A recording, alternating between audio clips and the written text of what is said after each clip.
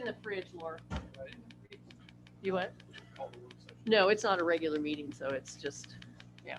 You can just. No. Yep.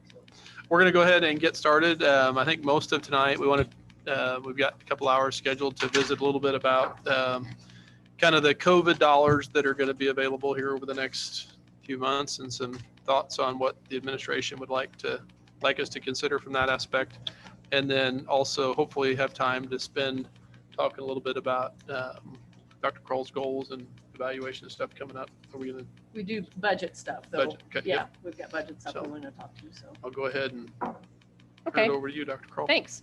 We're scheduled to meet from 4 to 6, and I know we've got some folks that have obligations shortly after 6 and 6:30, and so we're going to do our best to stay on schedule. The very first thing we want to do, Shelley's on, and we've got some folks, Christy Powell and Vanessa Keith are here from IMA. They want to talk just briefly with you about the opportunities that we have to do self-funding, because that's going to be part of our conversation going forward this evening as we talk about stimulus funds and stuff. And so they want to talk just a little bit about the benefits of self-funding and what that would save us, and then we'll let them go because they've got busy schedules, and then we can continue that discussion as we go a little bit further. And Laura will have some stuff to hand out to everybody when we get started. Thank you, Dr. Kroll. Shelley, did you want to add anything before I get started? I have a question. I thought this was a work study. It's a work session. Work to session. discuss. Work, not, okay. Yep. So, because I didn't, did you There's no send agenda. something and I didn't get it There is No. on what there's it no was agenda. about, or? no. It's about, I mean, we talked about at the last meeting that it would be a work session on Work budget session. and the stimulus funding. Go ahead, Vanessa. Okay. Or Shelley, either one. Yeah, so sure. I'll just jump in real briefly. For most of you understand that every year we do renew our insurance with health insurance and all of our packages that are combined into that, dental, and certainly our ancillary lines, life insurance policies, and so forth. So we met in April. We have an insurance committee that gets together to kind of look at what the options are facing us for the next upcoming plan year. And our plan year begins October 1st and runs through September 30th. So we're getting ready to come into an open enrollment again. So we look at all of our options, and every year IMA has graciously stepped in to help lead those meetings by showing us what they do with the marketing for different plans in our community and for our employees, and they negotiate the rates for us and make sure that we are getting the very best deal we can for the money and for the vendors that are available to us. They also go out and find new vendors if we are unhappy with one. So we just recently last year changed from a particular insurance company that we had that did life insurance and short-term and long-term disability. We just changed that company last year and got with a new company that we find is much better structured and has a better line of coverages for us. So that's part of their role. And so they meet with our committee a couple of times a year, one in mid-year to kind of go over kind of where things are trending as far as our claims, kind of important information about changes, if any, and that they're seeing, you know, our trend lines.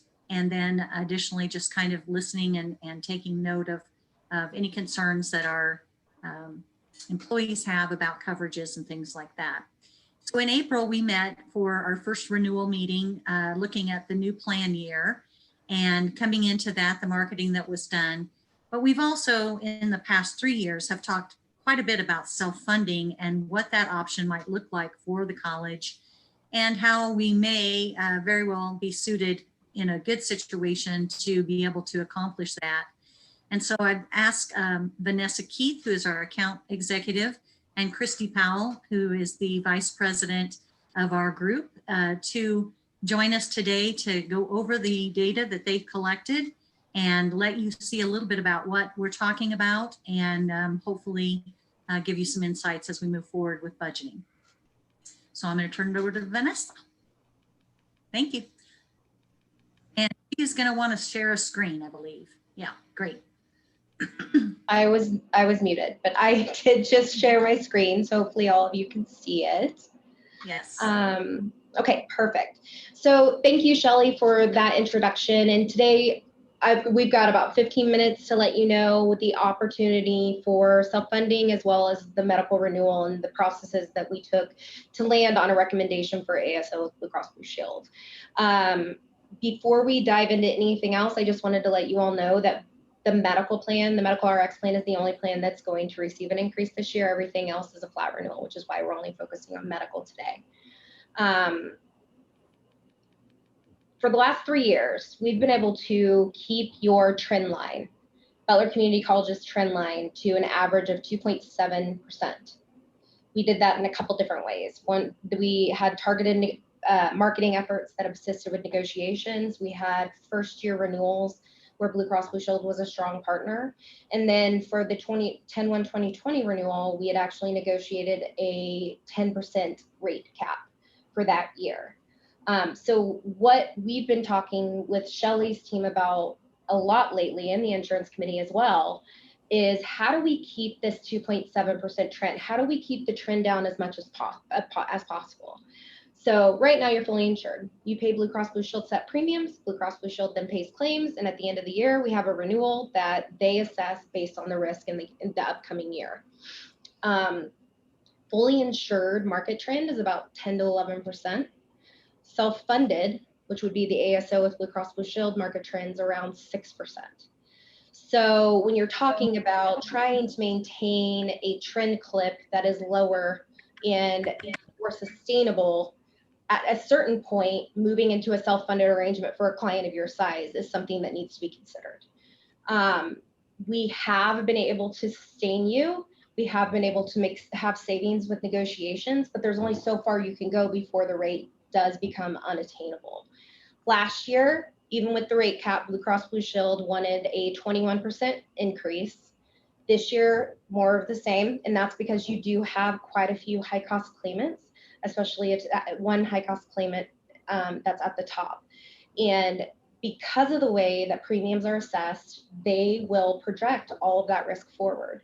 The reason we're recommending an ASO move or a partially self-funded move, specifically with Blue Cross Blue Shield, is because we can take that risk and put it into a smaller premium bucket in what you call stop loss. That allows you to make gains on everybody else's utilization that is positive. We did do a full marketing project for this. So Blue Cross is at a 17.2% increase if you include the dental in our fee arrangement, which are included in all these numbers. We also quoted multiple ASO options with Blue Cross Blue Shield to find the right risk for stop loss versus claims risk combination. And then we did market, you'll see in that lower left-hand corner. Aetna declined to quote on both fully insured and ASO. United Healthcare did release a fully insured option. There is one that's in line with benefits and then one that is significant plan disruption. And then the Kansas Independent College Foundation, so KICF, they have their own consortium plan, and they are allowing community colleges to be eligible for entry starting 10/1 of this year. We did pursue that as an alternative as well. Because of your group size and risk makeup for demographics, it was much higher than the pool from the KICF plan, and they can deny entry due to underwriting. Now, I don't want that to make you feel like you can't take the risk on as a self-funded client. KICF has been incredibly protective of their pool for years, and that allows their trend line to be around 2% for 10 years. So because of your size and the size of the member institutions included, it wasn't the right makeup for KICF. So that puts us in a space where we're looking at United Healthcare, which would require disruption for your employees. That's about 50% of your fully insured renewal, or ASO, which if you remember last year, we had a special session, or we presented at a board meeting, I can't remember. But there was a very competitive ASO proposal last year as well. And it landed right about where we're landing now. So what I have in front of you now is a comparison between the fully insured offer from Blue Cross Blue Shield and the best ASO option from Blue Cross Blue Shield. You'll see the red boxes here. These are fully insured premiums. So these numbers are exactly the same because you don't have multiple factors. I'm going to zoom in really quick. Yeah, that'd be good, Vanessa, so we can see it a little bit. Can you increase? There you go. Thank you. Yeah, I saw you move up, Dr. Call, so I reacted as I could. So your fully insured renewal, 17.2%. That's almost $1 million increase in premium. And again, premium in, claims paid out, end of year negotiation for renewal. We're in that cycle right now. The ASO option, the best option would be a stop loss level of $50,000, meaning any claims liability would stop at $50,000. And what you call a 20% ASL corridor. So what that means is the cap is set at 20% of expected, which is your 100% line. So because I'm zoomed in, you can't see the left-hand side, but this offer here at expected, which you have landed, Butler Community Colleges has landed, and I have the next slide, at expected for the last 2 years, is a 1.5% above current. So if you land consistently where you've been landing, you're right at that current level. The maximum level, which is your maximum liability, is about 14.5%. So it's actually 2.3% below your fully insured renewal. So when we say that the self-funded option is a strong option, it's not just a strong option on that 100% expected line, it's also a strong alternative on the maximum liability line as well. Moving forward, I mentioned on the last slide that we have been tracking this. So a group of your size, most of our K-12 groups with Blue Cross are ASO. So education, ASO with Blue Cross Blue Shield with a stop loss level consistent, that is where most of our UST business is. And we're moving many of our community colleges that way as well. And that's because of the risk type you have when you have to allow early retirees on the plan. You hold on to that risk a little longer than many other groups would. So you want to risk transfer into that smaller pool with the stop loss. So what you have in front of you now is a depiction, essentially. It's an overview of what would have happened had you gone ASO in the 2018, 2019, and 10-1 of 2020. So the way that we do this is we take the fixed cost that Blue Cross Blue Shield provided at renewal, and then we assess the claims that would have been paid in that self-funded contract period. And we also track your premiums that were paid in that contract period as well. The far right-hand column here, that's the most important column to read on this table. What we're doing is the total ASO cost. We're taking the total ASO cost versus the fully insured premiums you paid to Blue Cross Blue Shield. Easiest math you can do when you're comparing the liability. For the 2018-2019 plan year, you overpaid Blue Cross to remain fully insured by $131,000 compared to where you would have been with ASO cost. 2019-2020 plan year, you paid $622,000 in extra premium to Blue Cross Blue Shield. And then for 10-1 through 3/31 of this year, which would be 6 months into the plan, you've overpaid the liability that Blue Cross is paying by about $329,000 compared to your premiums.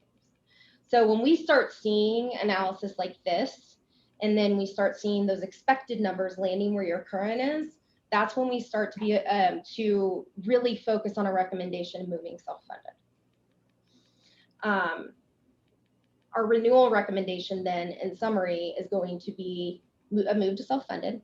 The fully insured space with the risk that you have and the risk that you maintain is better served putting that into a stop loss, which is about 20% of your total cost versus having it affect the entire premium. It would also allow for very little disruption to your employees with Blue Cross Blue Shield ASO. The employees are very happy with Blue Cross Blue Shield. We moved from Aetna to Blue Cross Blue Shield 2 years ago, and it was a positive change from an employee-based perspective. With these numbers, we wouldn't have to make any benefit changes that would negatively affect the employees.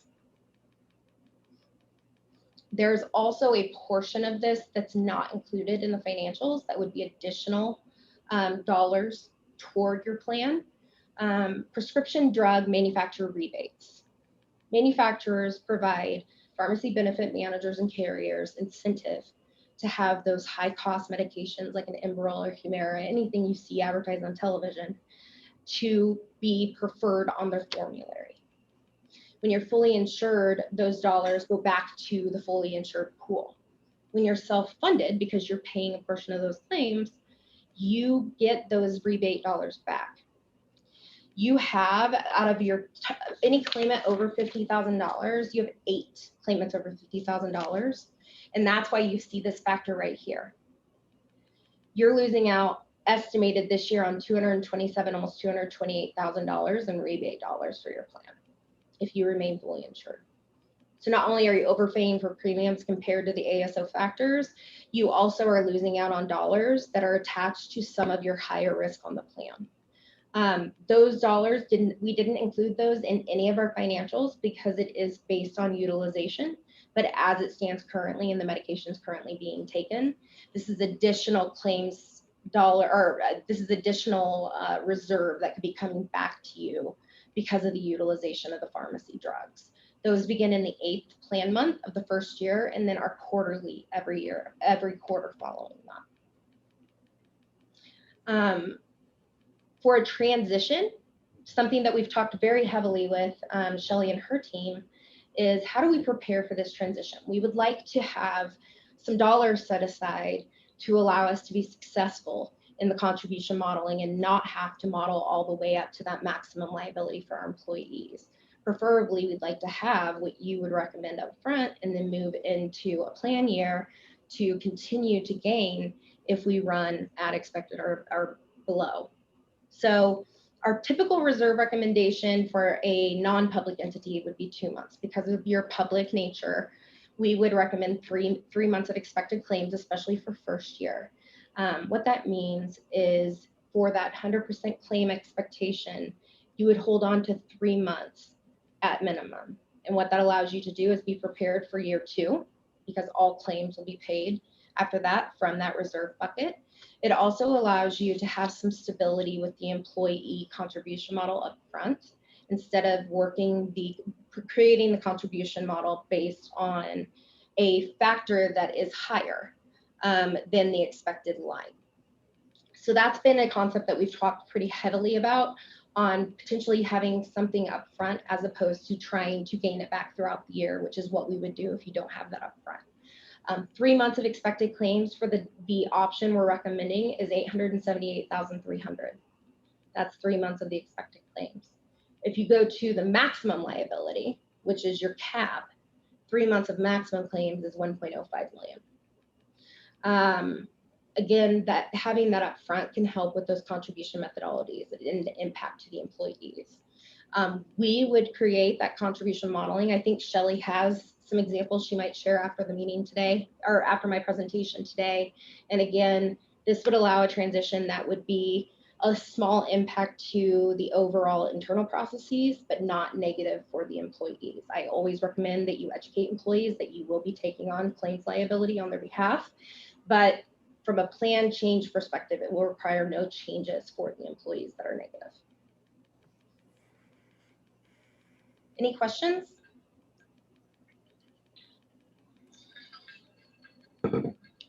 Tried to move as fast as I could to get me in 15. Shelley, do you have any other comments based on our discussions? Can you define ASO again? Yes, it is administrative services only. Okay. It is a carrier self-funded. So any carrier in the market is going to have an ASO contract because it's all housed within Blue Cross Blue Shield. Any other questions? Somehow we could get a copy of this. Yeah, of course. I can share it with Shelley right after I get done. Okay. And is this reserve pool? If we have $1 million in reserve, we don't use it, just carries it over to the next year. Yep. And that's the beauty. If we can move that transfer that risk into the smaller pool of stop loss instead of it affecting everybody, any claim spend that you don't have for the year, you hold on to. So if you budget to a certain point, say we budget you to expected and you land at 90% of expected, so you landed below where they expect, those dollars are yours. You don't pay them until they're incurred.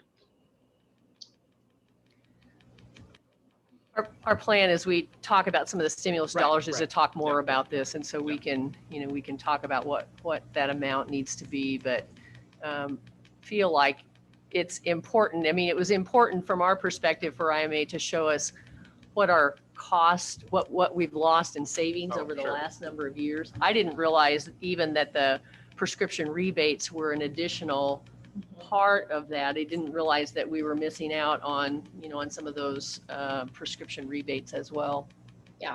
And that's one of the main reasons why it's such a strong relationship or a strong engagement for you is you're losing about $300,000 almost to prescription drug rebates that are just going into the fully insured pool, and Blue Cross is still increasing you by almost 20% every Yeah. year. Shelley, do you have some comments? I think, part of the thing that I find beneficial of this is that it really gives us more control over how we are costing out our premiums year over year. So if we have a healthy reserve, and that's assuming, our claims come in at expected as they have over the last several years, our reserve should be pretty healthy year over year. And so as you go into your new plan year, you will have some increased costs, particularly stop loss insurance is going to be probably where the biggest portion of our cost increases will come. There are some administrative fees that probably will go up, but that won't be as significant. But what you pay for that stop loss is them paying for any claim that goes over 50,000. So that's always going to be factored in when they look at our actuals. But if we have a healthy reserve and we are structured well in our premiums, which I think we are, then the following year, if we do have some increases, those are more easily managed because of the healthy reserve that we would have. And so those help us keep the costs lower, to the college, but most importantly, a really nice quality plan provided to the employees that's affordable for them as well. And that's really been our goal. And one of the main reasons we changed to IMA was because we weren't satisfied with how that was going for the college in the past. And so we enlisted their help, and you can see from some of this that we've gotten some good results so far. And this is the next step to kind of keep us on that track.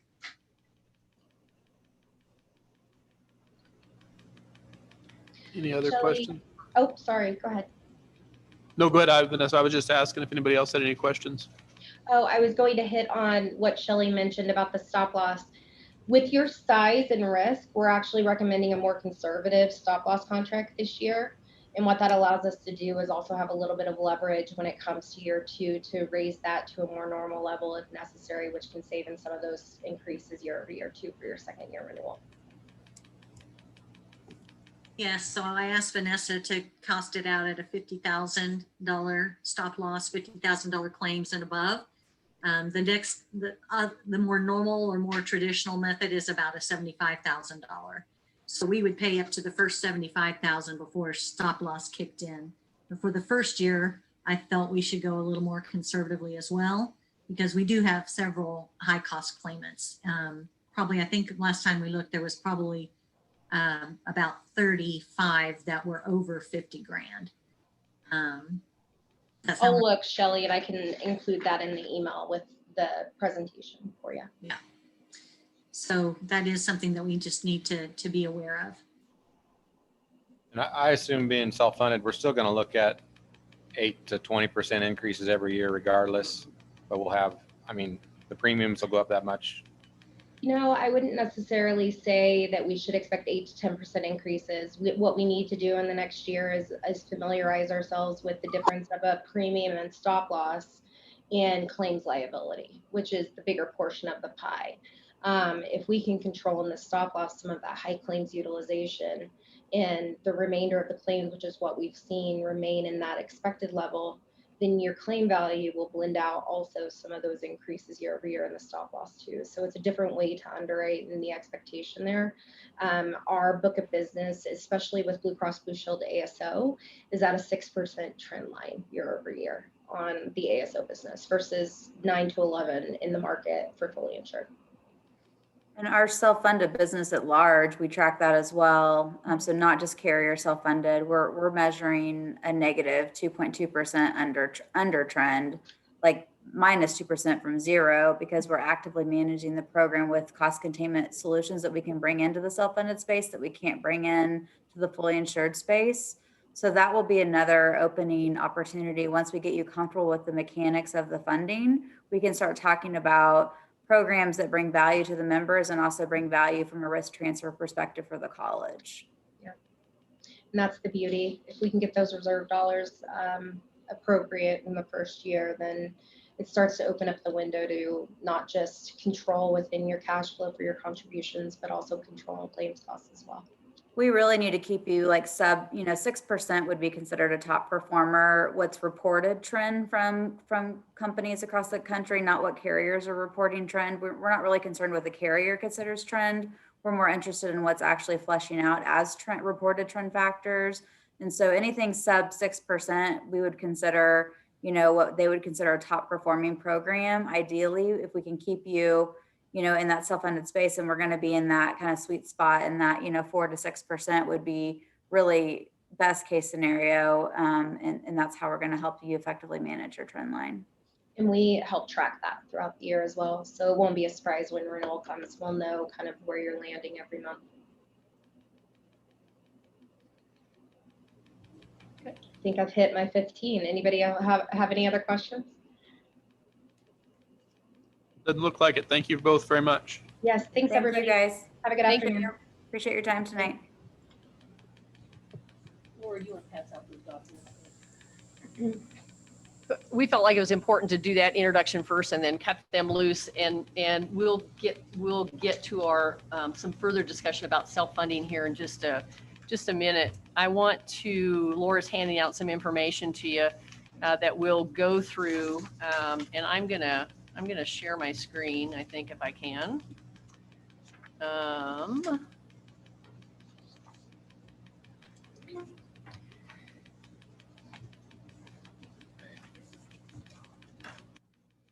The handout that's blue just is from the National Association of Student Financial Aid Administrators, I think is who put that together. And it just gives a comparison chart. It's just kind of for your reference down the road, but it gives you a comparison chart of the different stimulus funding packages that have come out and how they're allocated for students and how they're to be used institutionally. It just kind of gives you an overview of that. So I wanted you to have that because that's just a kind of a general guideline of what we've had to do with our stimulus funding.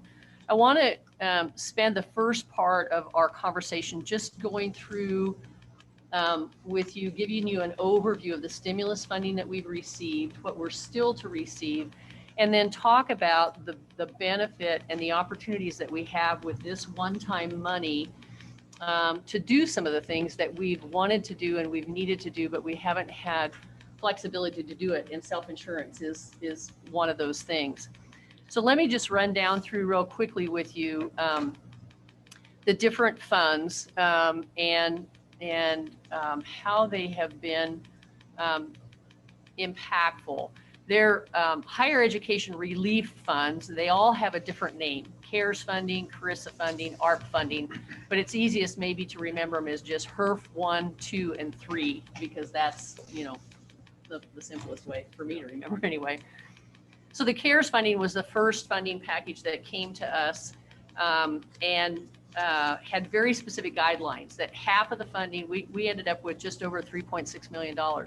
And half of it had to go to students as direct aid, and half had to be used for institutional needs. And so our financial aid people worked out a very specific tiered program for students in need, Pell eligible students in need, and distributed that funding based on the comprehensive plan that they put together. 75% of it had to go to Pell Grant recipients, 25% could go to non-Pell Grant recipients. Online students were excluded. And this was based on what happened beginning in March of 2020 through like summer. The other 1.8 million had to be spent on the institutional side. And if we didn't spend it all, we could use it in part for students. but it had to be spent on PPE and technology and help defray expenses related to changes in delivery of instruction. And in your document on page 12 is a listing of how those CARES funds were spent. You can go down through, we're not going to spend the time to go down and look at that, but they all had to be allocated and used institutionally for those. Some revenue loss, we could defray some of our revenue loss, but like for instance, in the residence halls, the residence hall contracts that we reimbursed to folks because we sent them home at March, we could recoup that. But all of those were directly spent or allocated for student support and COVID-related expenses. You said besides this, if there were anything left, you could spend it on students somehow. If we had not spent all of our institutional support dollars, that 1.8 million, we could transfer any of that over to the student side and distribute it to the students that were impacted, you know, based on the guidelines that financial aid put together. So we did spend that entire amount. We did spend it. Yeah, we spent it institutionally on PPE and technology and defraying costs. We actually had more costs than what we had money for. The second portion of the HERF 2 funds that came to us, the Corona Response Relief and Supplemental Appropriations Act that came to us, we had 7.9 million. And it's important for you to know that from the very beginning, we have a CARES team. Our Janie Gehring, who's our Director of Resource Allocation Grants Manager, Kent, Kim, Lynn in Ireland, trying to think who else. Sorry, Bill Young's on it. There's a team of people, and so any of the requests, any of the documentation and the use of these CARES funds or HERF funds goes through this CARES team, and they make sure that it complies with auditing regulations, with the federal regulations, that we're doing all of the reporting the way that we should. There's a lot of compliance that goes along with it and a lot of detail, and so everything has been centralized through this group of people. There are a lot of people that are listening to webinars and getting information from their professional organizations and stuff like that, but everything gets funneled through this CARES team so that there's consistency in how it's requested and consistency in how it's approved, and we're making sure that we're spending it based on federal guidelines, and then it will, at least at this point in time, from what we know, you know, that the auditors are okay with it. So the 7.9 million that came to us, over 6 million of that was in institutional support. And these guidelines required us again to distribute exactly this, at least the same amount to students that we had distributed in HERF 1. So HERF 1 had 1.8 million. We distributed that same amount to students, plus we used $76,609 of our institutional funding so that we could cover all of the students in the way that we wanted to. In this batch of funding, the students could either have a direct payment that came to them to be used for whatever they wanted, or they could opt in and say, I want this funding to be applied to the outstanding bill that I have with you, tuition and fees or whatever. And we had a number of students that requested that, but we couldn't do that without their permission. So we had to actually have their permission to do that. So the student eligibility was a little bit more flexible this time around, and we could include online students, dual enrollment students, and students that were non-degree seeking. So they opened up those guidelines just a little bit. They were a little bit more relaxed. The majority of those funds, and again, in your packet on page 13, shows the CARISA funds, and we'll refer back to that. But the majority of those funds have been spent or allocated as well. The student funding has all been distributed. And remember that there's specific timelines within which this funding has to be spent and used. The majority of those funds have been spent or allocated. We can also, with this funding, claim indirect cost. Any federal grant that we get, our indirect cost is set at 32%. And so like with other federal grants that we get, we can claim 32% of that federal grant for administrative costs and things like that, that we can then use for expenses that we have by pulling that funding in as an indirect cost. So of the over $6 million that we have, the majority of those institutional funds have been spent or allocated. We did pull in $1.947 million claimed as indirect costs. And this is one-time revenue, and they are not included in the operating budget, but they can be allocated into designated funds for one-time expenditures. And so we'll come back to that 1.9 here in just a little bit. But page 13 shows you again that the bulk of the expenses for the HERF2 funds, the institutional ones, are for, again, COVID-related things, touchless faucets and cybersecurity kinds of things. We funded because the football season was extended past the semester end, Great Western Dining for meals. You can see there's a lot of technology pieces as part of that. The last pot of stimulus funding that has just come to us, I think it's just been loaded into the system. The HERF3 funds, or the funds from the American Rescue Plan, these are the ones that Biden allocated right after he got into office. We anticipate receiving about $13.68 million in this funding pool, and at least half, again, goes to students. And so we anticipate that about 7.1 million will go to students, again, direct funding support, support to help defray their educational costs. We can't use it to recruit them. We can't say to them, enroll at Butler and we will, there's this money available. We have to be strategic about how we cover the student costs. But again, federal or financial aid folks have worked out a comprehensive tiered plan that addresses students with exceptional need and will identify how those funds will be allocated. But only half, right? Only half will go to the students. At least half. If we wanted to allocate more, we could, but at least we're saying here about 7.1 million will go to students right now. So the remaining, again, institutional funds would be funds that could be spent by us.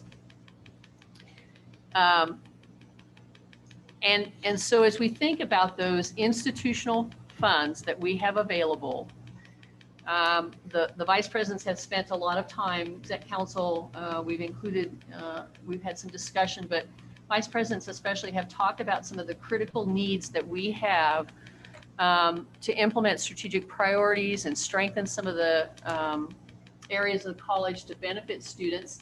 There's also a significant benefit to other stakeholders, both short-term and long-term.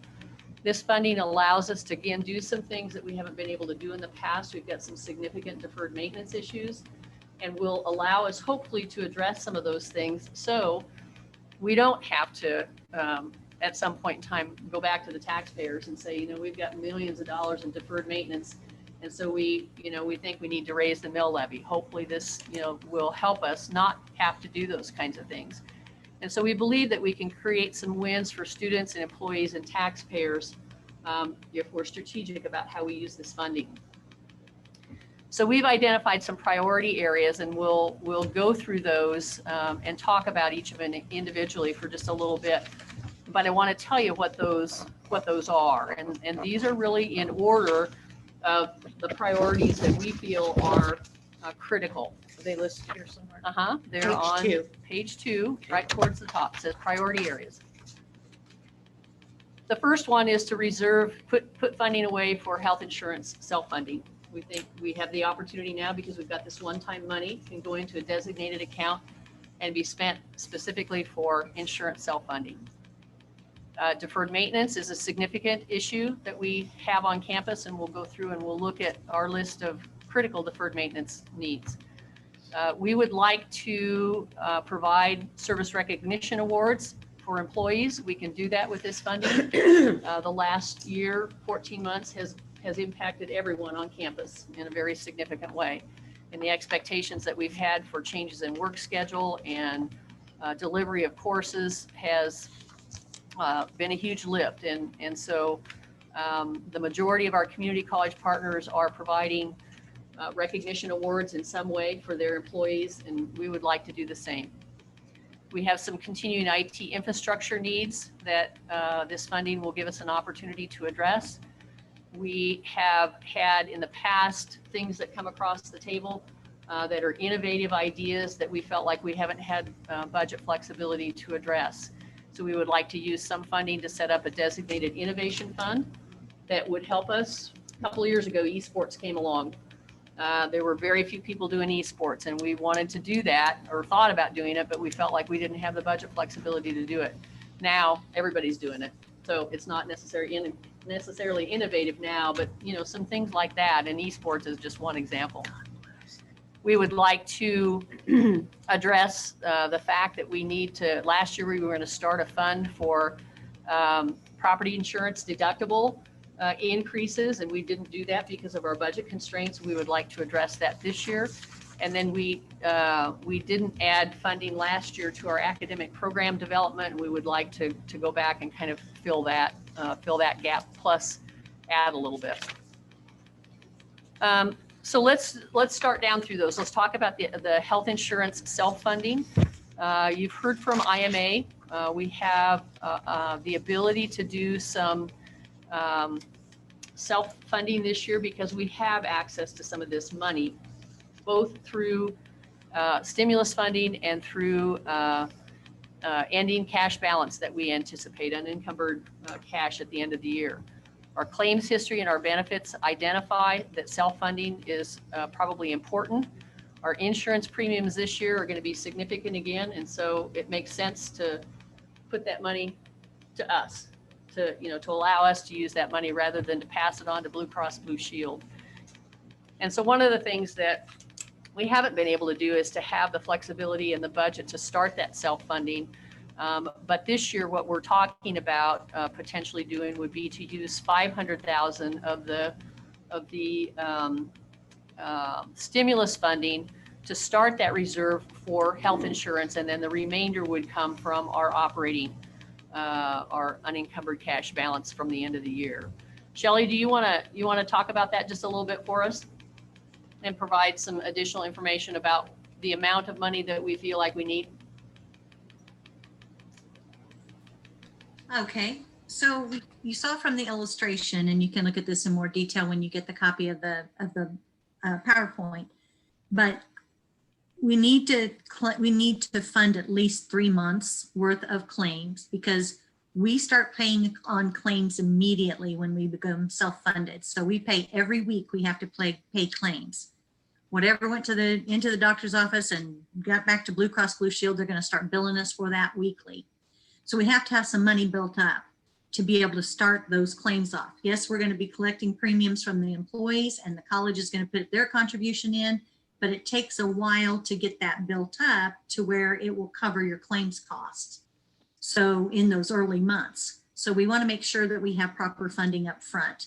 The amount that they were showing was about $863,000 for 3 months worth of claims. And that's just based on what we are paying now on a monthly basis on average for just claims.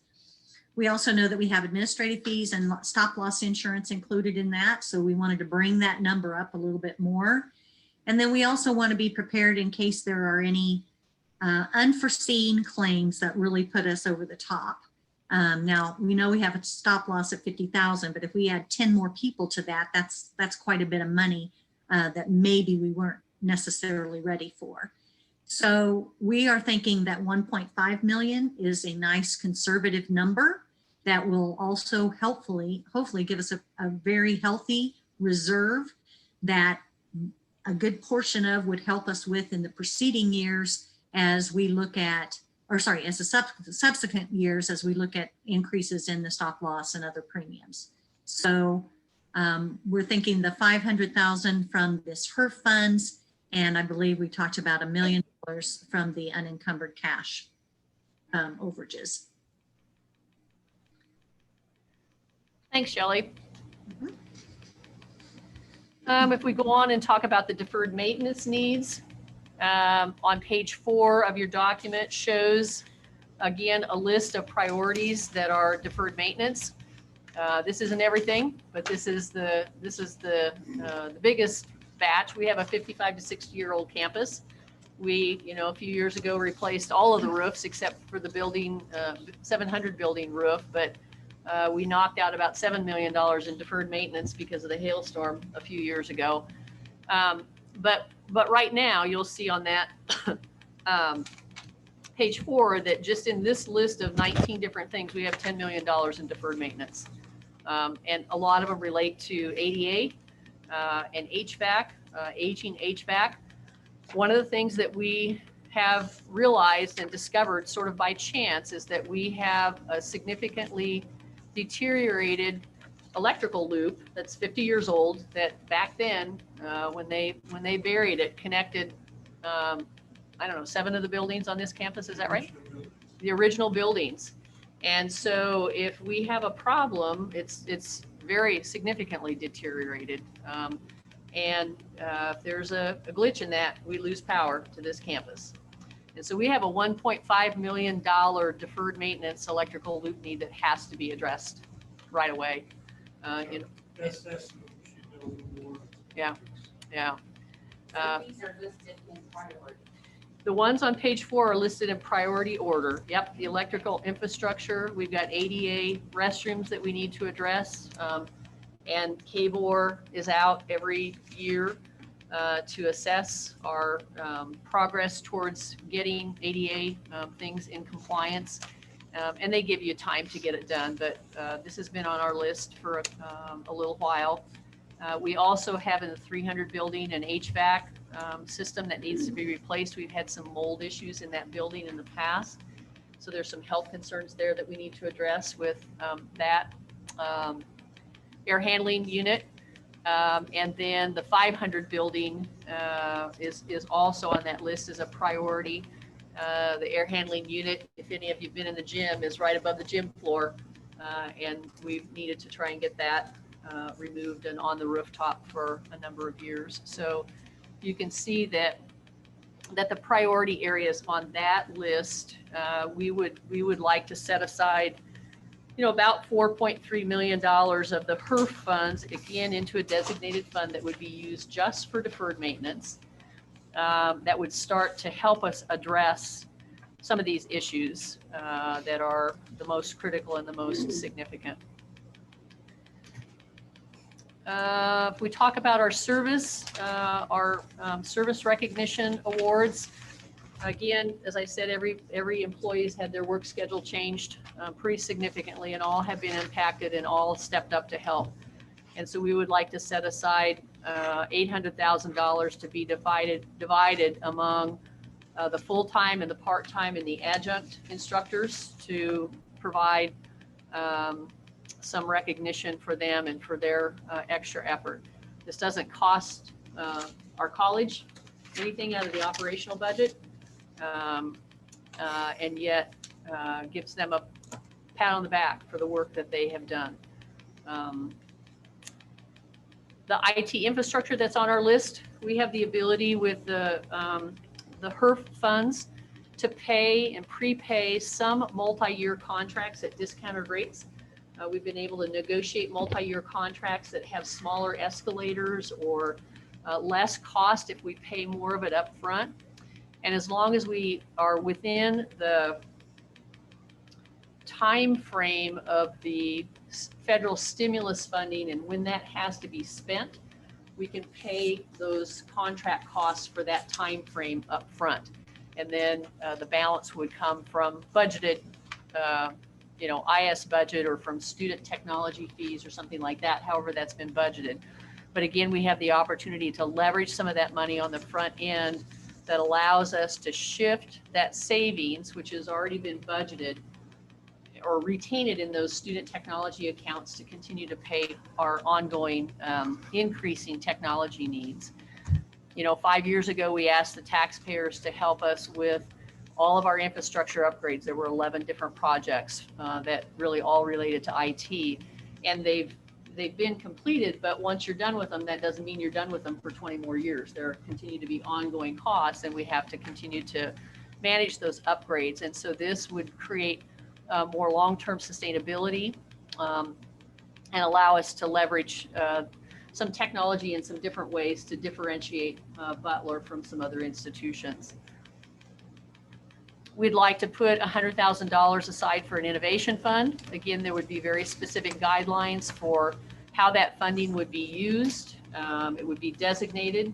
It wouldn't be just, spent willy-nilly. There would be some very specific guidelines for how and for what it could be used. Is that on this For priority funding. list? It's on page, it's right under IT infrastructure. You're just following along. We're on page 3. Okay, we're not on that page. If you're, Julie, if you're I looking am at page 4, that's just the deferred maintenance. If you're looking at that chart on Yeah, if you look 4. at page 3, the innovation fund is right I'm on just there. looking for a list of all that deferred maintenance somewhere that, It's on page That's 4. page- I 4. understand that. I'm trying to understand where was the plan to upgrade all these facilities without the tremendous amount of money that equals almost a year's taxpayers' funds. There isn't a plan. That's what we're saying, is that we don't. There's never been a we- plan? well, That's there's not a- very good. There's a master plan, but in order to fund these all at once, we haven't been able to save the money to do it. But we have them on schedule somehow to be done. Well, they're on a 1 to, in that master plan, Kent, what are they, a 1 to 15-year schedule? Yeah, It varies based on the Yeah. priorities. there was a listing, we knew the needs, we had timeframes done, we did not have funding for it. This came about as a master plan. The first priority was to do the handover building. So this was the next step. We probably would have been coming asking the board to go into debt for that if we didn't have this opportunity. Because there really is no other way to get that kind of funds for us. Wow. Well, I guess I just wish that there was, The only other place to get the money would have been from unencumbered cash, which we were using that to set aside for the Andover project at the time, correct? And we did set aside a significant amount of, That we, of so we unencumbered didn't cash. take that whole. so Uh-huh. are all of these on page 4? Are they basically already in the plan? We're just being able to do it all at once now, or? we're We gonna be don't able- have $10 million to do it all at once. We would start to chip away at this plan and use the funding and continue to try and set aside some dollars on an annual basis to address them as we. So we move haven't along. been setting aside any dollars. We've just been, We did set aside, Julie, we set aside funding for the Andover project. That was our biggest significant need. And you now mean we're the starting building and redoing it, the right? 5,000 building renovation and the construction technology and facilities maintenance building, yes. That's what a significant amount of funding was set aside for, because that was our first priority, because we had to get out of Andover High School. We were on a tight timeline. And now we need to address the rest of these. We have a unique opportunity to do so. I'm not saying there's not a unique opportunity. No. I just wonder where the list came from, or if we had such a list before all this hit. Of course we do. This is We have a something we've master looked plan. at. Okay, Yeah. do I have a copy of that? It's posted to SharePoint. It's too big a file to email, because there's pictures and all kinds of documents, so it's on SharePoint. We may Maybe have I'll some just hard come to your copies. office and view Okay. it. We also, our insurance deductibles have gone up significantly over time. In this past year, I think from last year to this year, those deductible costs have gone up, and we, a year ago, wanted to set aside some funding to start that insurance deductible fund, and weren't able to do that. So we would like to, again, start to set aside some funding this year to have that pot of money in case we would have a significant hailstorm or windstorm or something where we would need to address and cover that deductible. And then, as I indicated, the academic program development fund, we didn't transfer money into that fund last year. We typically do about $40,000 a year. We didn't do that last year. We would like to cover last year and this year and add a little bit. And so we're talking about setting aside $100,000 in the academic program development fund. Again, very specific guidelines for how that funding is used, very conservatively. Lori has used it very conservatively, but it allows, again, to support program startup costs and some things like that. that we have at times. Part of the benefit in this funding, and Kim talked with you, a couple of you in the Finance Committee meeting a week ago, but the Composite Financial Index, and in June, I think in June probably we'll present more information to the board. It'll be part of the board discussion in June, but being able to set aside some of these institutional dollars, some of the stimulus dollars into designated funds helps support our Composite Financial Index, because it's an index that's made up of 4 different ratios. Historically, we've been between 2.5 and 3.5. And you can see on this document that I presented to you our range over the last 5 years. But being able to set aside some of this funding helps increase our net assets and our net income. This is a score the CFI, the Higher Learning Commission, pays attention to. We submit our CFI to them on an annual basis when we do our reporting to the Higher Learning Commission. And our ratio, you can see from 19 to 20 dropped. And part of that is because we had that funding set aside for the Andover project, and we used it. And so once that money was spent, it wasn't held in those designated funds any longer. And so it dropped our CFI, and we want to, we have the ability to get it increased again by setting aside some of this funding into designated accounts. So it should help that Composite Financial Index a little bit. If you scroll down to page 5 in your document, or if you look at page 5 in your document, this shows again the HERF 2 and the HERF 3 funds, and you can go back to page 1 and look at that. But this shows the funding and our ability to utilize and take this funding either as direct cost or indirect. Remember, the indirect comes because we, with all of our federal grants, have an indirect cost of 32%. So on page 1, when we were talking about the HERF 2 funds, I indicated that 1.947 million of that could be set aside, has been set aside as an indirect cost. The 4.6 million that's listed there in green, that's the funding on page 13. Again, if you look at page 13, that's already been allocated or spent based on technology needs and all of those kinds of things. And so those are direct expenses that we're using the COVID funds for based on the guidelines that they have given us for spending. There's a little remainder in the HERF 1 in the CARES funding, you'll see. So we have about $2.38 million in indirect funding that we have. With the newest stimulus funding that's coming to us, we have a significant amount of credit hour revenue loss, $3.5 million. We have indirect costs again of 32%, so that's about 2.1 million. We can actually cover the expenses and salaries of college health and public safety and some facilities maintenance and critical incident management team. They gave us opportunity within this funding to cover those salaries directly or the time for some of those folks pretty directly, because they considered that those folks' jobs were most directly impacted by COVID. So you can see between those two stimulus grant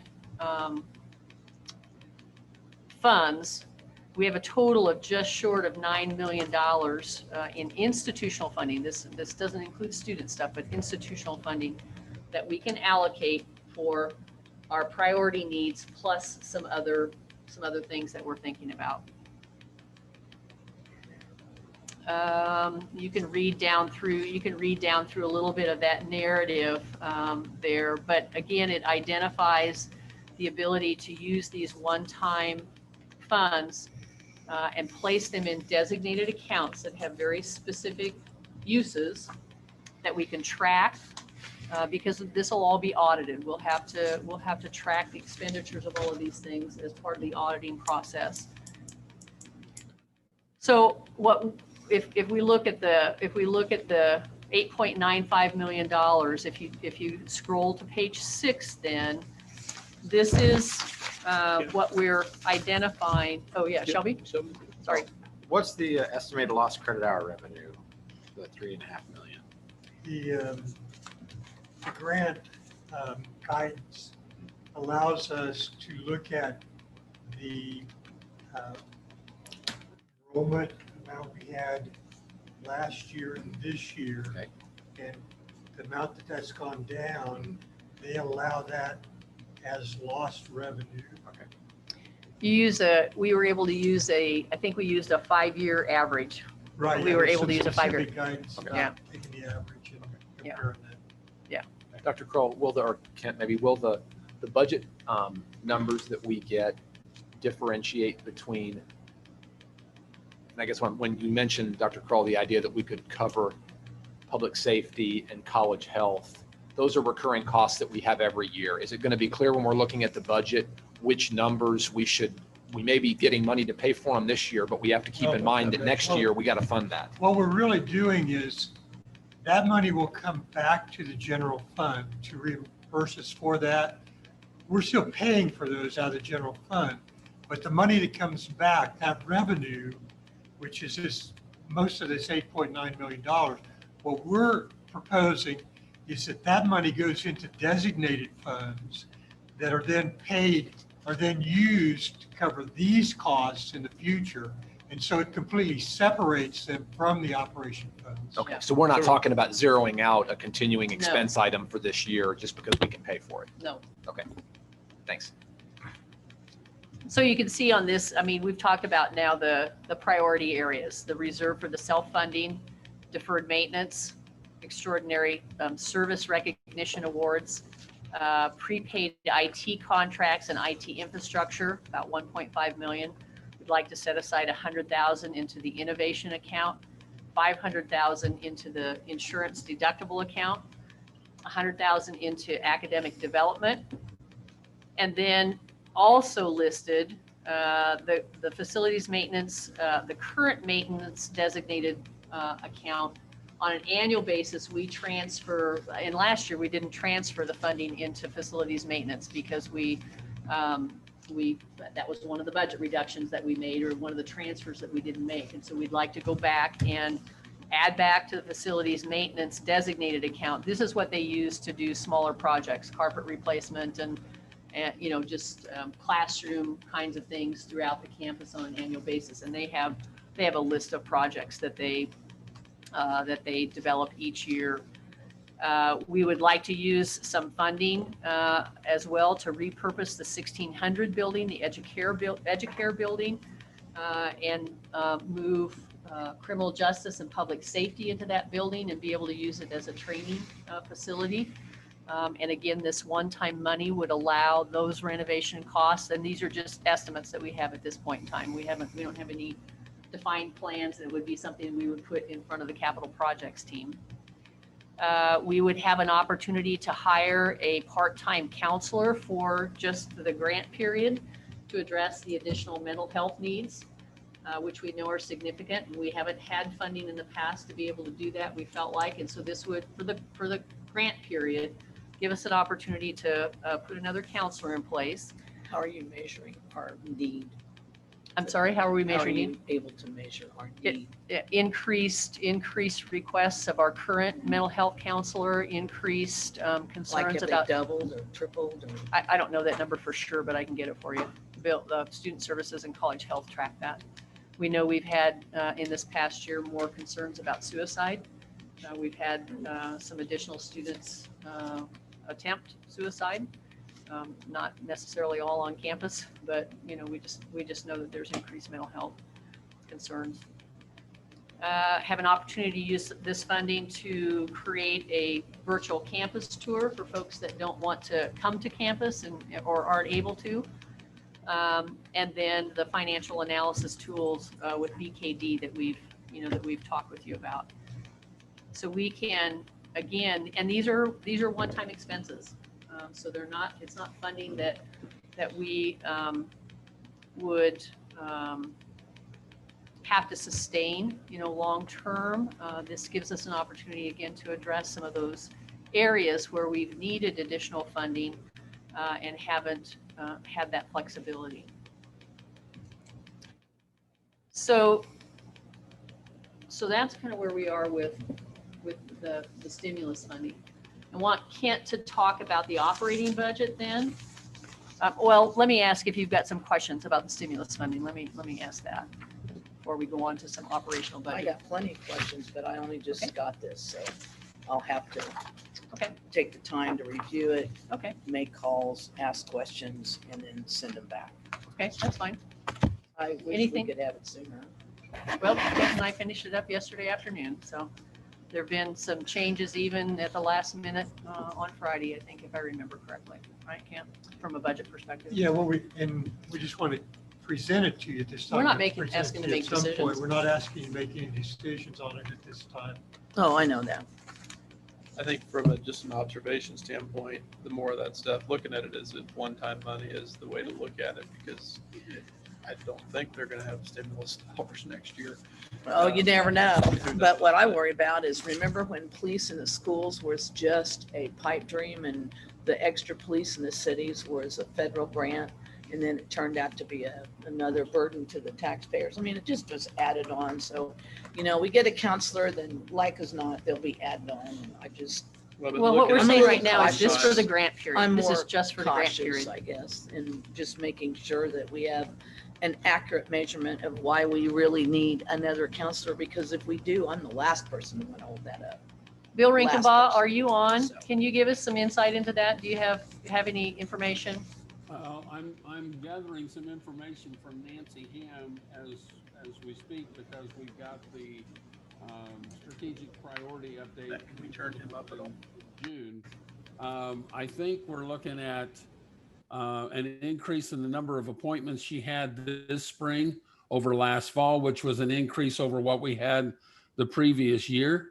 Like you said, we had a number of potential suicide threats and attempts in the fall semester that we had to deal with. The thing that's key with this counseling position is this part-time position would be at Andover. Anytime Nancy has to go to Andover for a personal counseling, it takes an hour out of our time, of her availability to talk to students, just for travel time. And so this would alleviate that as well, and have our counseling services available on both campuses. Our goal is to have a counselor at Andover 4 days a week, 7 hours a day, because we don't have a lot of students on that campus on Friday. Obviously, Nancy would be available to go if needed, but our goal is to cover both campuses with one and a part-time counselor. Thanks, Bill. I think what I'd like to see in particular is just a minor justification that might say, hey, you know what? 40% of our calls are coming out of Andover campus, 60% are coming out of the El Dorado campus. So we intend to split that accordingly. We can do that. The College Health tracks all of that, and Nancy tracks all of that, so that can be part of it. Shelby, you have a I had a question on page 3 under IT infrastructure. It says 3 or 5 years ago that the taxpayers were asked to fund. Was that on the ballot, or did you That just was a ask the capital board? outlay. Right, but it says the taxpayers were asked to do it. How were we at, or how Well, were they asked? But the board at the time decided. Okay, that's what I'm asking, if it was a Yeah. ballot initiative or not. No. And my only 2 cents, y'all know why I'm here, but what I see as a taxpayer, we've gone from 5 million a year to 15 million a year. We had $30 million reserves. We spent 7 million of it last year towards the building fund. And now we want to put that money back, but I'm just here I would like the taxpayer contribution So per at year to what go point do we down. want to start covering the? Well, I understand that, but projects that are if- there? I mean. Well, I think But there should have been I a don't think plan the all taxpayers along. need to pay So another Should have 14 we done point it with the something mill levy that we million next decreased year. last year? Or should we raise the mill levy next year? I don't want to Because it raise has it. to be I want the funded. mill levy dropped, period, and we can figure things out. We've lowered the mill four mills in 3 years. We've dropped it 20%. So The percentage of income coming into the college has not gone down. That's what I mean. Total dollars, we've gone from roughly 5 to roughly 15 in 10 years. and our Regardless expenses. of whatever the mill quote unquote number is. I'm just talking total dollars. $5 million in 10 years ago. Well, that's the page I handed out last meeting. Yeah. The- Well, our insurance costs have gone up. I understand, you but people, propose we but fund those taxpayers, How do you propose we fund those things? If you want to reduce the money coming into the college, how do you propose we fund those things? I can't propose that all right this minute, but if we don't have it available, we'll figure it out. I mean, it's not the taxpayer of Butler County's job to So continue to that's just, an okay plan to just, with all the deferred maintenance items, to just figure it out down the road? Because we well, just talked what we're about gonna do now, we're gonna wanting do everything we want and then throw $8 million of whatever we want. We're replacing faucets, door closers. We're spending money like crazy on every little thing because we've got it, but there's no consideration of the taxpayer here. We're With some of that following money, the, we we're didn't have following the choice. guidelines that. No, I understand. I'm just federal saying we have government's to consider them as well. It's like, hey, we're getting 16 million from the government. Yay, we're gonna spend it all. But right now, Butler County taxpayers are paying $3 a gallon in gas. It's like they don't have extra money next year. I mean, they're not being handed money. This isn't a sustainable type of thing, though, if you No, take I understand. I'm away just the- saying when the budget comes, I'm gonna propose another cut to the mill levy. And I'm going to ask you how you want to fund those things moving forward, the stuff that we need to do over the So next 10 years. what's your And plan? Is just to keep spending more? I mean, It's last at least year fund you it to said, the I don't point- want to cut the mill levy because if I have to raise it later, I'll make people mad. But it's Last like- year, I said I didn't want to cut the mill levy because we'd made a decision in the previous meeting, and then we decided a month later when we were passing the legal budget that you had the votes to do it. And so it was done without a thought process, as far as I'm concerned. That's Well, I guess here the. I agree with Shelby, but I have to go back to my business experience, and no one ever wants to hear this. But the fact is, we always have a list and we have a continuation of, okay, this is priority A. There's 10 items under there. And those priority items get funded as we go. Okay, forget COVID right now. But those priority items come up and get funded. And if you have to go to the taxpayer, you have to go to the taxpayer and you have to justify why you need that money, which I'm a taxpayer and I'm here to tell you, I'm always glad to be taxed for a worthwhile cause. And that is a fact. So I have done wonders for different organizations that had to add tax, but it's been justifiable. So all I'm saying is, how would we have done this without this unique funding? And why on earth are you not entertaining lowering the mill levy considerably more? Because we are getting infused with what, somewhere around 16 million, This 15 is million one-time total money. dollar. It doesn't matter if it's one time or not, then we should one time lower the mill levy. The fact is, we have declining enrollment, and all I hear is, well, how do you propose we fund it? You know what? That's what we have Kim for. How does she propose we fund it? How does she propose decreasing the cost of the college, okay, without taking away the value of the education? Because we are down in college attendance. So we need to deal with that too, as we're dealing with all this expenditures. I wish the college could do as good a job on showing how we can cut according to the enrollment drop, and instead of being so great on how we can spend more money. Julie, that's not a fair statement. I mean, that's. What do you mean? Maybe not to you. You're an attorney. I'm not. I'm a business This manager. has nothing to do with being an attorney. The premise Sure of what does. you just said, is as if all of our enrollment drop came out of one suffering program. And my gosh, the administration is terrible that they aren't cutting this suffering It program. doesn't. It doesn't. Yes, it does, because you can't. What do you want to cut? There's Forrest, not a When do you want rotten to end fruit on the it? tree. When do you want to stop funding every single thing when we go to bankruptcy? I mean, seriously. That bankruptcy comment is the most ludicrous thing in the world. Why? There has never Is been there a threat. just no Tell end me to the where there has ever taxpayer been a threat money? to this college of Is going there into no bankruptcy. end to the taxpayer Tell money? me when there has ever been a threat to this college of going into bankruptcy. If we keep spending money, it's getting When? gets We haven't closer. locked. When? And how can you say that Okay, when I what you guess we proposed just last keep year was to jacking cut up our the budget? cost. Guys, the let's bring it back taxpayers. to the budget. You know, We've had these discussions before. We don't see eye to eye because you are in a different arena than I'm in. You make up numbers to suit what you want to say. I make up, what number did I make up? Bankruptcy.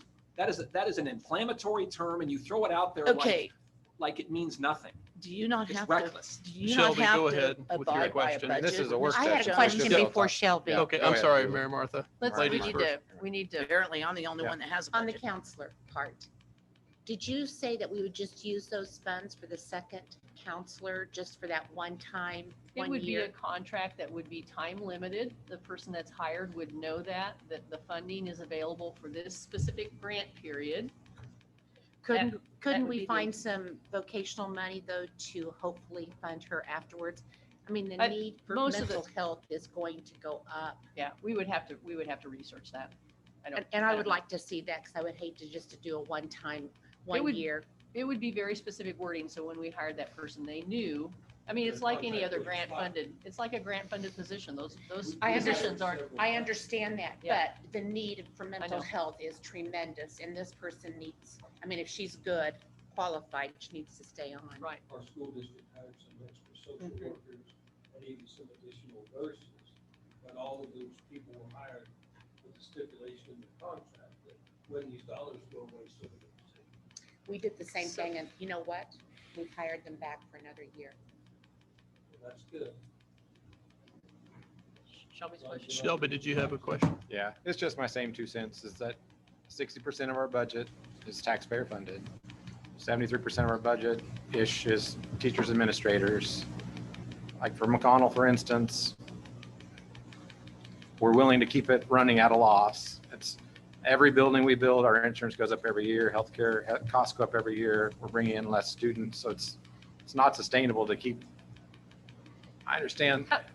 I think we just need to not expand so much or be everywhere and do everything, but shrink. I don't understand your comment that 60% of our budget is funded by Well, we Butler get- County No, taxpayers. no. It's 30% Butler, 30% state, 30% what we bring. Basically, round numbers. So that's it. So we'll get to the general fund and all those things here in the future, I'm sure. Oh, yeah. We're going to do that right now. There you go. So the information Ken. just Nice to see overarching you. on the operating budget, Ken and Kim are going to talk about the operating budget information. We've included in this budget placeholders, even though negotiations are underway and we haven't brought anything to you at this point in time. We have a placeholder for a 5% salary increase in there. We did not provide an increase for our employees last year. No, but they got and- health insurance paid for, right? Not completely. They paid for part of it. They didn't get an increase, though, right? Yes, they did.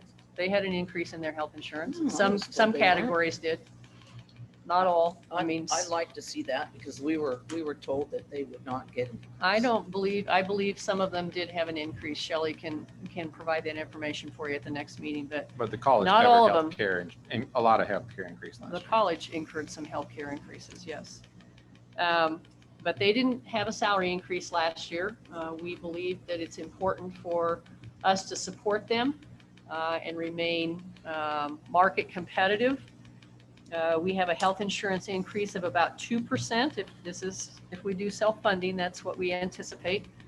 We also need to include a market equity adjustment because we have equity adjustments that need to be funded on an annual basis. And we took this out last year, again, because of our budget constraints, and we need to continue to address the equity issues that happen on an annual basis. We've already Salary talked equity, about. is that what you're talking about? We've talked about the increases to provide strengthening of our IT infrastructure, instructional personnel, some increases for enrollment management and marketing that are aimed at strengthening enrollment. This proposal, because the capital outlay sunsets this year, our budget proposal identifies reduction of the overall college mill levy by 2 mills because the capital outlay goes away. So that's a 20% decrease in our mill in 3 years. So Kent, you want to talk about Just- the Just budget to information? clarify that statement, what is the total dollar value increase in the 2 years? Taxes collected. I can go back and look at It should be right This- here. Kim goes should know from- that. the past, I mean, the dollar values are going up every year. because the valuation has gone up, but we've held it Not firm. with the decrease in the mills, but I could. Yeah. I think it got real close to Over the last breaking 3 even years- with the- Over the last 3 years, I believe it's gone down, so I'll get all Yep. these figures so that we can look at it. We Make held it, sure we're both talking about the same thing. we held it at about 14.9, I think, 2 years in a row, and I think this budget year identifies that it'll go down. I'm like Shelby, I'm more concerned about the cost of property valuations going up so high, they totally offset it. Yeah, More they- than normal. I talked to Ryan Atkinson at the county, and he does believe the housing property value is going to go up about 4%.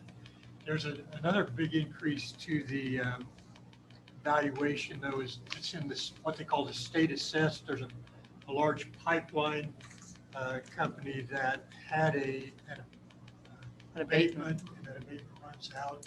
So that's a boost to the valuation this year also. So we are, just want to make sure that y'all understand where we're at as far as our proposal, because here over the next couple of months, we will be asking you to approve this, and you'll have to make that decision.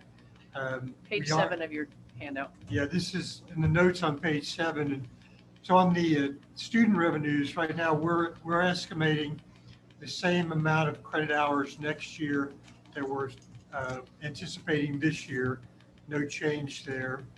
We did increase the tuition rates, but we're hopeful that as increases in the rates don't actually cost us any students. We think that with the COVID situation easing up, maybe that'll help us maintain. We're optimistic. We do actually hope that we increase, but we're budgeting level. On the Kansas local Promise Act. taxes, obviously the 2 mills will go away from the capital outlay. So last year you approved 18 mills. We're asking you to move to, we're going to ask you with this proposal, what's here, to approve 16 mills, keeping the mill levy in the general fund the same, and allowing the 6% estimated valuation increase to be additional revenue that would come into the college general fund. So just need to make sure that. So that's not everything's- really a cut. Yeah, it's a 2 mil cut. It's So a 2 mil 6% cut, increase. Right. but it's not really a It's a money. 2 mil, yeah, Yeah, it the is, tax because dollars the will decrease taxpayers as well. will pay 18 mils this year. Next year, under our proposal, they'll pay 16. We probably would have, if it wouldn't have been for these HERF funds, come back and ask you for some of that capital outlay mill levy to go into the general fund in order to fund this deferred maintenance list. I think we're talking I think if the you look at that, mill number at 16 or 18 versus the total millions of dollars. I Yes. understand so that, that's yeah. your It's a estimate difference there is in- about That 50, money has actually $49,000. gone down, Chuck. I will bring you the figures. to What's show the you that. 6% increase then? The 6% increase is in the valuation. Which Well, will- exactly, which Right, nets you but more that- money. It is, but it doesn't make up the difference of the 2 mills. Right, exactly. Yeah. But it's still an increase. So it's an increase. If you take that increase though, and compare it to the decrease of taking 2 mills away, then the taxes that will be collected from the county will be less next year than this year. But the mill levy was going to go off anyway. Yeah, there was a sunset. Yeah, I And then we- understand it. I'm just saying, if under our proposal, taxpayers will pay less actual dollars next year than they paid this year. I understand what you're saying. Yeah, that's all I would say. Whether you like it or not. No, That's what I'm don't. Sorry. I just think that I can't we gotta please hold it. everybody. We just gotta I'm hold just it, you saying know? the taxes that the county pays will be less next year under this proposal than what they paid this year. I'm just That's what I'm wondering, saying. Okay. you know, I know this Okay, is way off base. No, I but got you. I'll look at it and we'll talk about it next Yeah, month. I'm just wondering, has anybody like made a 7-year history of what our expenses have done versus what our enrollment's done and compared it column Shelby by has. column? I think Yeah, I've got Shelby one has. on Facebook. I just see, And- like on page 3, we have HER funds. We've got wins for students with money back.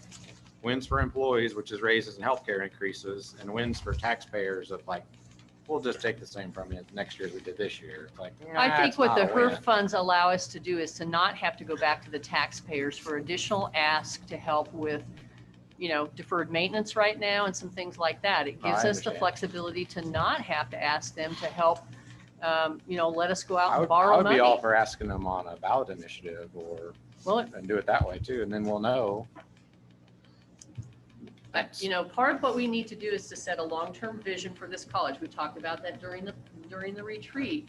We need to know as a board, if you want this college to grow and be sustained and be viable and be innovative, or if we want to shrink this college to the point where the only students that we serve are Butler County students. That's a Because really if great you- way of because twisting if you- everything around. No, I'm just Well, saying. but Julie, what do because- we do if we want to not raise the tax dollars? Have you Just ever thought- hear me out for a minute. If we Okay. want to not raise the tax dollars, but we know our expenses are going up, Right? would you do a project for the same price you'd done it 15 years ago? No, No, why not? That's because you not can't, inflation. comparable. Exactly. Right. We have inflation to deal with at the college as well. How is that not comparable? That's what Because drives 15 those years costs is a- higher. is an awfully lot of inflation versus, I bring in Well, more pick- revenue. I bring in more revenue. I earn more revenue than I did that many years ago. but your And dollars worth valuations are less. higher. That's essentially where the college gets its revenue, is through valuations. You But can, I if mean, you want I to think we're all on the same refund, page. As there's a pool of students. There's a butt ton of competition for the same students, and we can all increase. All of us increase all we want, get as big as we want. That pool of students is still there, the That's same right. size. So That's right. that's what we're working with. Is this pie is not growing exponentially like all of us community colleges are. And we've got to figure that out. And so do you want us to be competitive, or do you want WSU to be, and Tech to be the competitive and the game changer in this area? Do you want I us don't to want us be? competitive on the backs of Butler County taxpayers. so you want the But college those to essentially students that shrink, come is to what us you're from out saying. district, the students that come to us from outside of Butler County pay 70% of the revenue that comes to us in tuition and fees. And so if we don't recruit those out district students, we lose a significant portion of our revenue that we operate with. And so there has to be a balance between, those students that come to us outside of Butler County and the value that they bring and the funding that they bring, as opposed to not recruiting them and decreasing our enrollment and our size. So- And I completely understand. My perspective is still going to be the business perspective that, hey, if we have declining students parametrically, we need to have cuts across the board if that's what we have to do, unless we can gain more students. And if the student pool is played out, then where do we get the additional funds or students to actually support what we already have here? Because there's never a talk about reduction anywhere. There's just sustaining at any cost, any cost. I think we did reduce our budget last year pretty significantly. We spent lots and lots of times, my vice presidents and I spent a lot of time talking about where we would make budget cuts. So, Where? Kent, do you want to continue And I heard onward? Educare. Got about- was the one I no, heard. Julie, we took $2 million out of our budget. Well, I just We like to know how those things get decided. That's all. Because I just see here's what I look at every time, and this is all I want to say about this really. But I see the overhead for labor or the labor cost being so much higher by percentage than other colleges like us. And I don't understand how it can be 8 to 10% higher. It just seems like a lot, but maybe we're in a special place over here. I don't know. I'm just saying it seems like a lot when you think about 72, 73% versus total expenses. And so what other colleges are you talking about? Are you looking at the reports on the Board of Regents website? I'm looking Or what are you looking at? I'm going off the number that Kent gave me. And then who are your Who are you comparable comparing it to, institutions? though? Who are you comparing us to, Julie? I'd like to know that. Well, WSU Tech, WSU Cali? Tech is one. Then give us hold that on. information so we can I compare. will definitely bring that. Okay. Actually, I already have a an Excel spreadsheet with a lot of that Oh. information already on it. And I wouldn't and you mind at know, all bringing it. let Now, me- you let know me- that if I have to recheck them all, that you're gonna get a call. So don't be upset if I start calling all these institutions again and saying, hey, what is your total labor cost per expense total? What is the percentage to expense? And honestly, most of them are at 62, 63%. At least those are the ones that I found. So I will definitely bring that, Kim, because it's Okay. not fair if I don't bring it. Well, it's important, it's important for you to understand that when we submit some of those institutional reports to the Board of Regents, some of us classify our employees in different categories. Institutions classify their employees in different categories. And so that could potentially skew that information. But yeah, I'd love to see your spreadsheet I and your understand comparable that. costs. And I can validate them then through the Board of Regents And if data Kent- books and stuff too. If Kent wouldn't mind telling me exactly what to ask for that compares exactly to the number that he gave me, then maybe he could send that through you in an email to me, and I will make sure those are the verbiage, that is the words that I use, so there'll be no mistake in the comparison. Well, we're not setting the mill levy today, so Nope. why don't you Thank go ahead with your goodness. We'd be here all presentation, night. Kent? Kent, was there anything else? I mean, I realize, I know that Well, I kind of what think, your recommend, I understand what your recommendations are. I think everybody else I- does as well. I think it would just be, behoove you maybe to look at the changes that we've shown for this year, next year on the revenue. That's on page 9 and 10. The changes to the expenditures are on 11. One thing to note, on page 8, where on the lower section, which is the 22 year, next year, this lower section compares what we showed you in March as the proposed, preliminary proposed budget for next year.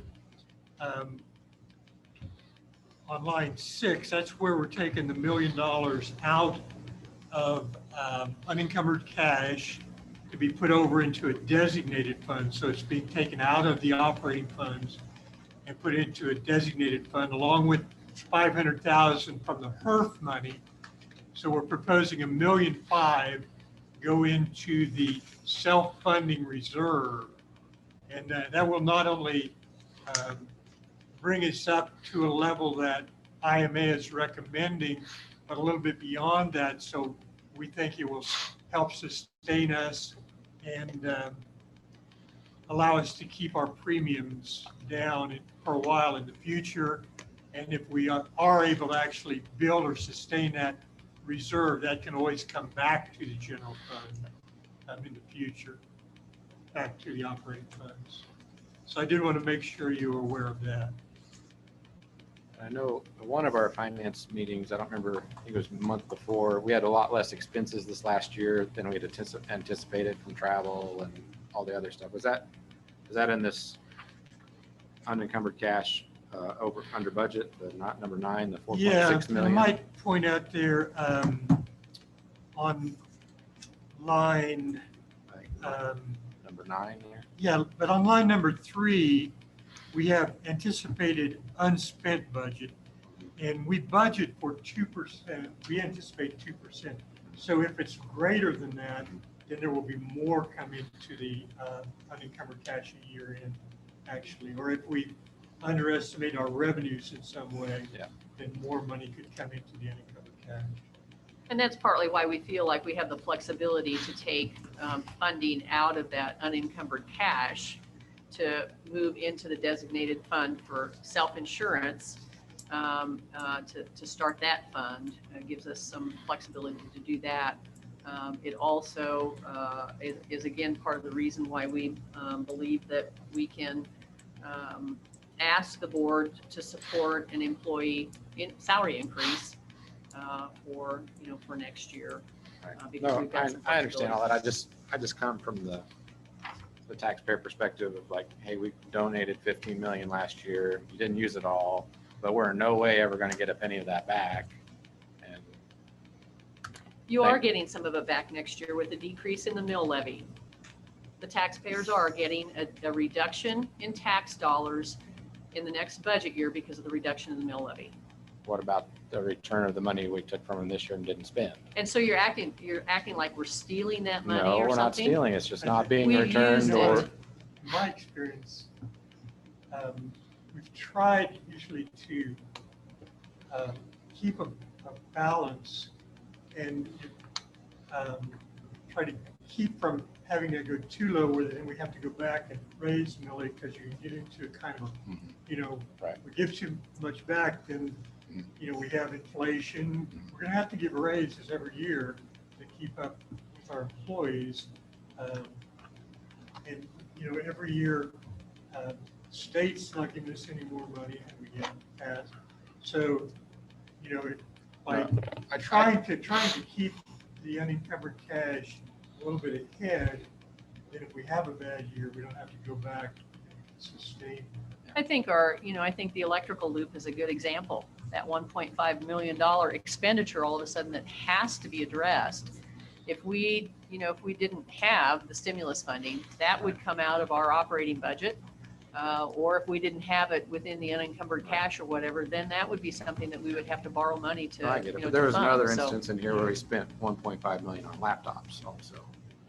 And the I just think laptop you it's guys are letting me cool. use is the nicest laptop I've ever owned my entire life. We didn't spend 1.5 Well, million on your there's laptops. That came out of, It's provision here. No, I understand. I'm just saying that the leftover laptop that I can use is the best one I've ever owned in my whole life. So I'm not sure we need lot of 1.5 that's million of new ones. when we funded could out of be- student technology fees, but. Yeah, no, I Yeah. know, I understand. It's just Yeah. the taxpayer eyeball view of this is going to be like, okay, I see you guys are, everyone gets $1.5 million worth of laptops and this and that and that, and then we don't really get. We haven't spent that yet. We're exploring that. And again, it's one of those opportunities with the one-time stimulus funding that No. we could potentially be a differentiator in this college and provide technology for our enrolled students. No, I totally understand. I you mean, know. I get you guys are coming at it from the school perspective, Yeah. and I'm coming at it from the taxpayer perspective, and we're going to agree to disagree and Sure. have our votes and drive on. Yeah. What other questions related to the budget update that Kent has I provided? was wondering, is this being recorded? Yes? Is it live? No, it's just being recorded Maybe and work the session. recording will be posted. Why isn't it live? We don't typically live stream our work sessions. We haven't before. We've This does recorded them. not feel like a work session, but I understand that's what it's it your is. definition of one, but. Well, what's your definition of a work session then, Julie? What's your work? What would you say? is a Well, like work I'm working. really, it's a, I feel like I'm working. Let's stay focused on the budget. Yes, please. Is there any other questions related to So the places I'd budget or rather be. stuff for Kent this evening as far as understanding what they're recommending and proposing? It's likely we're going to continue to see more updates as we move forward, I would assume. Do you want to talk about the revenue neutral? I think there's the last page is, if you don't have any more budget questions, you want to talk about that for a second? Yeah, I think you're all familiar with Senate Bill 13 that passed this year. It basically says that every, not only colleges, but other taxing entities, cities, counties, that each year the county clerk will calculate a revenue neutral rate.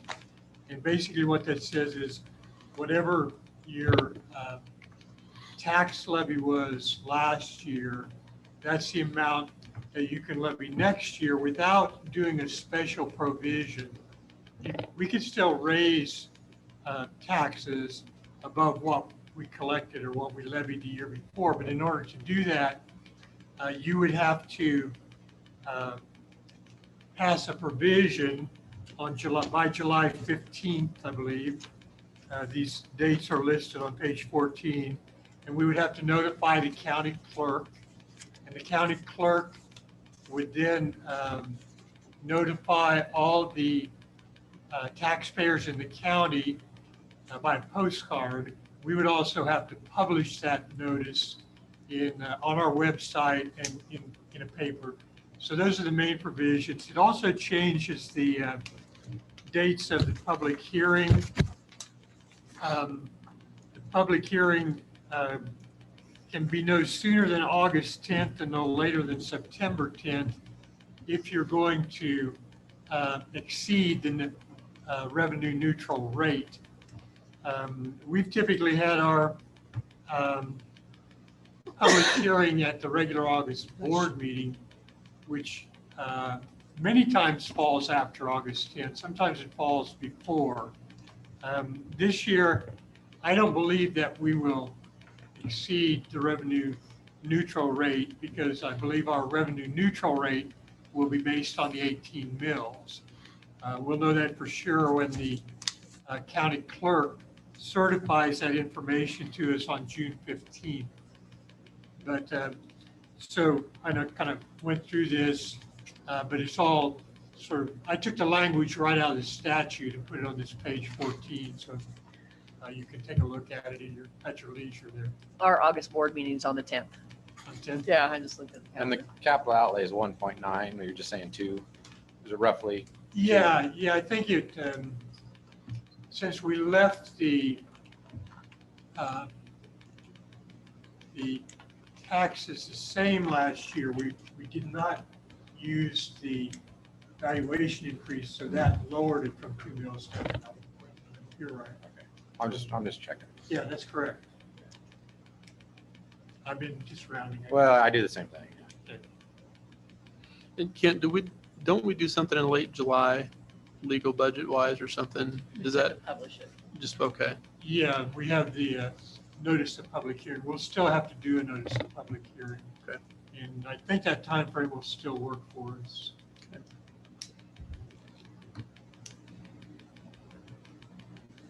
Is it appropriate or possible to get an update on where MGB stands, or is that better to wait until the next meeting? Trying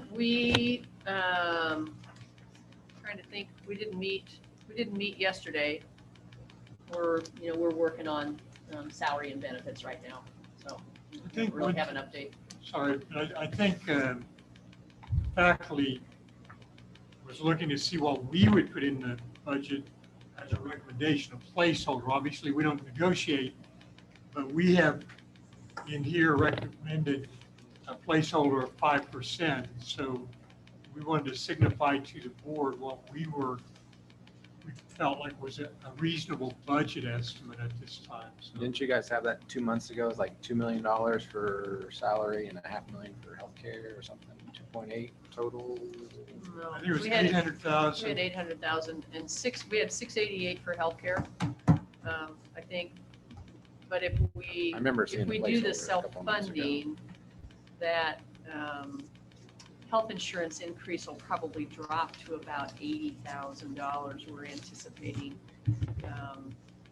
because we can keep it at a really minimal level. So. And where are we in Shall we- talks with the, sorry. Since, on page 11, when we gave you the update in March, we had asked to have a 2.5% placeholder there on line 1 up above. Okay. That was 800,000, and we had anticipated 688,000 for health insurance. I thought I remember seeing like 2. Down on line 26, if we do the self-funding, we think we'll only have to have 80,000. So we decreased that 688 by 608 down to 80,000. But we're recommending now, instead of the 2.5, to budget for 5%. So that adds 800,000 back on line 27. So thanks for pointing that out. Oh, sure. That is something we wanted you to really And understand. I still would like to all talk about the audit company, Michael Gerber, what's his last name? Michael Gerber? Hey, I remember the name. Because I think that's something we definitely should pursue. That way we'll The at least software? know where we are at It's all on the times. list. I mean, It's I on the know- list for that okay. funding. yeah. I mean, I think it's just a really great idea to at least consider, because that way we're not guessing at where we stand on everything. It's hard to know, and we don't know. Where's it on don't the know list until at? we know it. Page 6.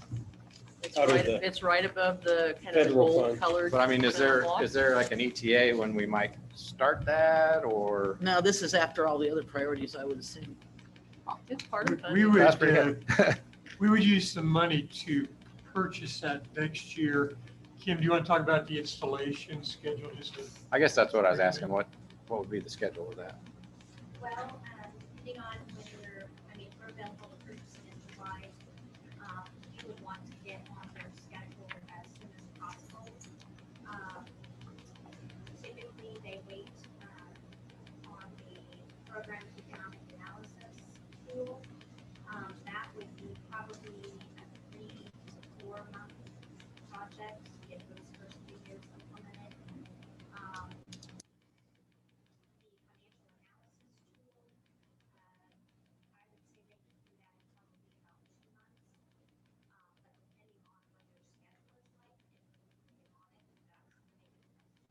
Is there any free trial available?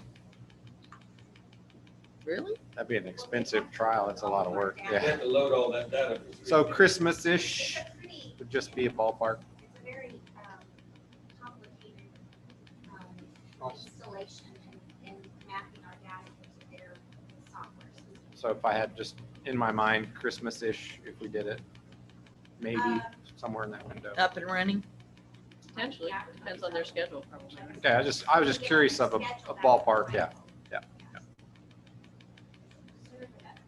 Right. Yes, Dr. Kroll, hang on here, page 11, number 23, IT Oh, there it is. position, 103,000. yes.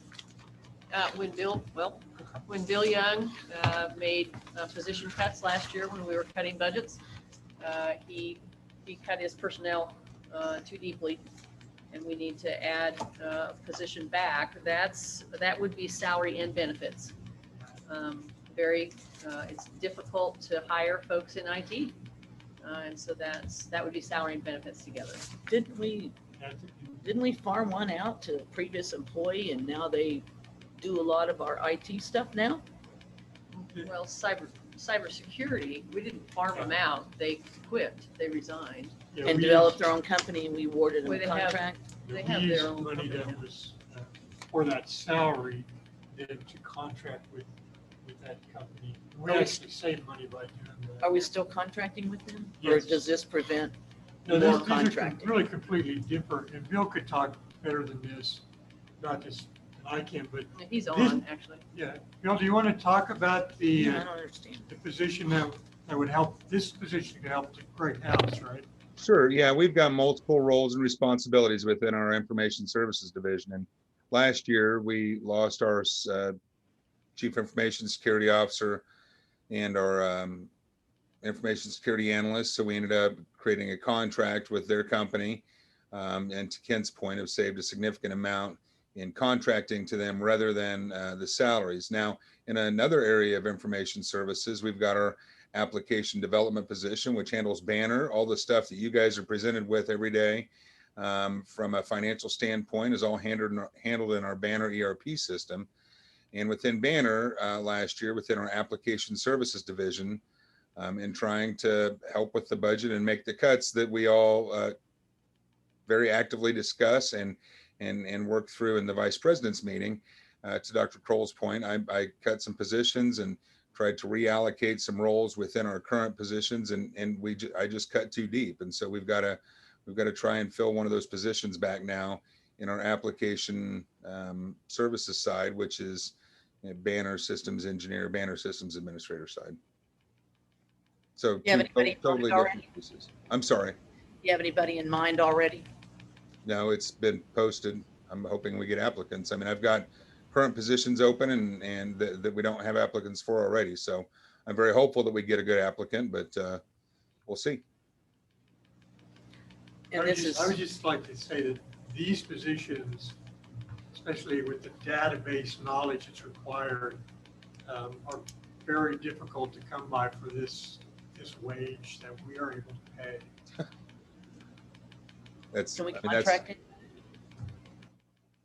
Yeah, I mean, I could contract out a applications administrator through a various number of companies for $250,000 or $300,000. I mean, they're very expensive roles. We've got peer institutions that have positions posted for Banner systems administrators, Banner systems engineers, and so forth that have gone unfilled for a long time because, to Kent's point, it's a specific knowledge set and they've been difficult to fill. But I'm hopeful that we can, with this amount that we've allocated, we can at least be a little bit competitive in the market and try to find the right person. Bill, I may be naive in this, but I assume you consistently look for the most efficient way to fill that need, whether it be contracting versus an employee. Is that a fair assumption? That's a very fair assumption. That's my job. Yep. Thank you.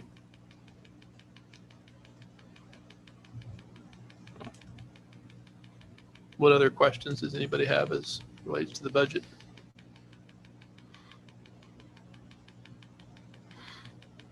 I think the only other thing Looking good, Bill. that Just to be aware of, we talked about at the retreat, setting some goals for President Kroll and the administration, and that's something as a board that we need to spend some time kind of thinking about individually and be able to come back and put some specific things in place. So we know, so you know what the expectation ultimately is in terms of the direction of the college and the things that you're expected to be doing as we move forward.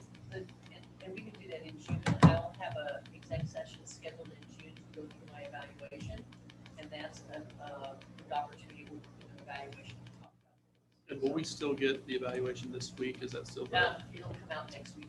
Well, either this week or next week, yeah. Okay. Yeah. Brian sent it over for us to make sure that it was correct. So I think we'll be able to get it sent. Okay. It's going to go out to exec as well. Now, when we did the last retreat with Mr. Eversole, did we get any kind of a summary from him? We did. Does the board get to share that? Yeah. I thought he shared it with everybody, I think, didn't he, or not? Share it with you guys? No. Okay. I thought he did. We'll forward it on.